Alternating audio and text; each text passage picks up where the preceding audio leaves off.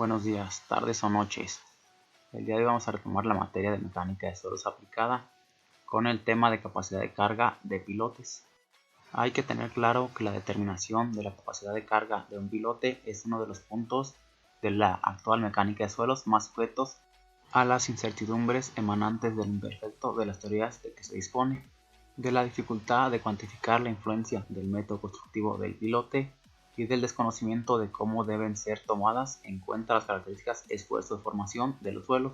Ahora bien, aun supuesto que actualmente fuera posible calcular con suficiente aproximación la capacidad de carga de un pilote, debe tenerse en cuenta que en la construcción nunca se utiliza uno de estos elementos, sino un grupo de ellos. Aunque la investigación actual sobre capacidad de carga o cualquier otro aspecto del comportamiento de un grupo de pilotes es sumamente limitada y escasa, existen ya suficientes elementos de juicio para afirmar que el comportamiento mecánico de un solo pilote es muy diferente del que exhibe en grupo. Sin embargo, esta no es ciertamente la menor incertidumbre que hoy rodea al campo de las cimentaciones piloteadas, ya que en la actualidad solo existen teorías o fórmulas para calcular la capacidad de carga de pilotes aislados. El valor así obtenido se asigna al grupo, ignorando la diferencia de comportamiento señalada anteriormente. El hecho de que la práctica haya ido proporcionando algunas normas para tomar en cuenta el efecto de agrupamiento poco añade todavía al panorama que expusimos anteriormente. De hecho, han ocurrido con cierta frecuencia fallas de grupos de pilotes en casos que el conocimiento actual indicaría que un pilote considerado aislado había sido juiciosamente proyectado. Por todo lo anterior, el diseño y construcción de las cimentaciones piloteadas es uno de los campos de la mecánica de suelos en que más se requiere el criterio de un ingeniero que no se confíe únicamente en el discutible valor de una fórmula y que sepa hacer uso de su experiencia, sentido común e intuición del comportamiento de los materiales. Para calcular la capacidad de carga de pilotes de punta que trabajan por apoyo directo en un estrato de resistencia garantizada, se han usado fórmulas y criterios que pueden agruparse en tres clases principales. Las llamadas fórmulas dinámicas tratan de obtener la capacidad de carga del terreno a partir de la energía comunicada al pilote por el impacto del martillo de hinca. Su aplicación está limitada, por lo tanto, a pilotes de punta hincados al golpe. Por otra parte, las fórmulas empíricas en que la capacidad de carga del pilote se obtiene de experiencias locales. Y por último, las fórmulas estáticas en que la capacidad de carga del pilote se obtiene a partir de una teoría que evalúa la capacidad de carga del suelo a partir de sus parámetros de resistencia. Las fórmulas dinámicas se han desarrollado a partir del principio común de que todas emanan, según el cual la energía del impacto cuantificada multiplicando el peso del martillo golpeante por su altura de caída libre se iguala con el trabajo efectuado durante la penetración del pilote por el impacto, cuantificado a su vez por el producto de la penetración de la punta del pilote en el impacto, por una fuerza que representa la resistencia dinámica del suelo al pilote y que se supone igual a la carga estática que el pilote puede soportar. A partir de tan sencillo principio, diferentes investigadores han ido complicando las fórmulas a usar al tratar de tomar en cuenta las pérdidas de energía que se tienen durante la hinca por el rebote del martillo, deformación del pilote, vibraciones, absorción en el suelo, entre otros factores. De este modo se ha llegado a la elaboración de fórmulas algebraicamente complicadas, en algunas de las cuales se han desarrollado métodos realmente ingeniosos para incorporar pérdidas de detalle. La falacia fundamental de las fórmulas dinámicas estriba en suponer que la resistencia dinámica opuesta al pilote en su punta durante el hincado por impacto es igual a la resistencia que el pilote encontrará en su punta en condiciones de carga estática. Ello equivale a ignorar la diferencia de respuesta de los materiales a tipos de carga tan diferentes como la estática puramente y el impacto. Cualquiera que se introduzca en el agua de una alberca lentamente y que después se deje caer sobre la misma de frente, desde una altura de 10 metros por ejemplo, concordará sin embargo en que dicha diferencia existe. La diferencia es primordialmente debida a que durante el impacto se desarrollan resistencias viscosas y de inercia en el sistema pilote-suelo, pues la penetración del pilote tiene lugar en un lapso muy breve, con lo que la velocidad de penetración es importante y genera resistencia viscosa, análoga a la que se tendría en un fluido real si se tratase de mover un objeto dentro de él. Además, la aparición de esta velocidad implica aceleraciones previas a las que debe haberse opuesto fuerzas de inercia. semejantes a las que se manejan en mecánica en el principio de Albert.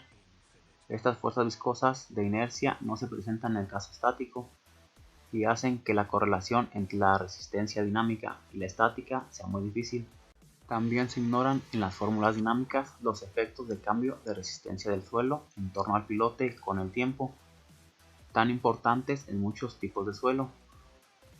En vista de lo mencionado anteriormente, debe de concluirse que las fórmulas dinámicas no representan un método racional de enfrentarse al problema de capacidad de carga en pilotes y por ello no deben usarse en ningún caso.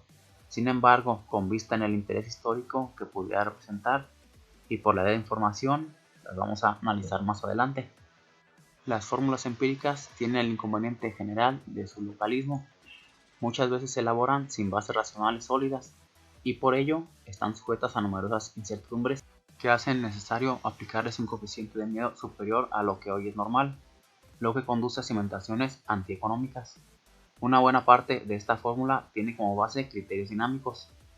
Otras son simples recetas que tratan de recoger experiencias locales interpretadas con un carácter totalmente burdo.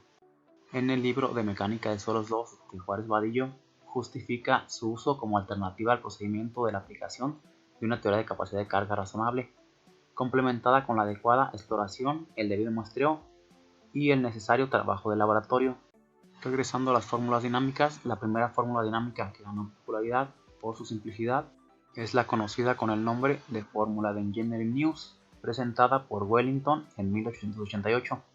La fórmula se presentó para ser usada en pilotes de madera hincados con martillos de caída libre y se modificó más tarde para su aplicación a martillos de acción simple y doble.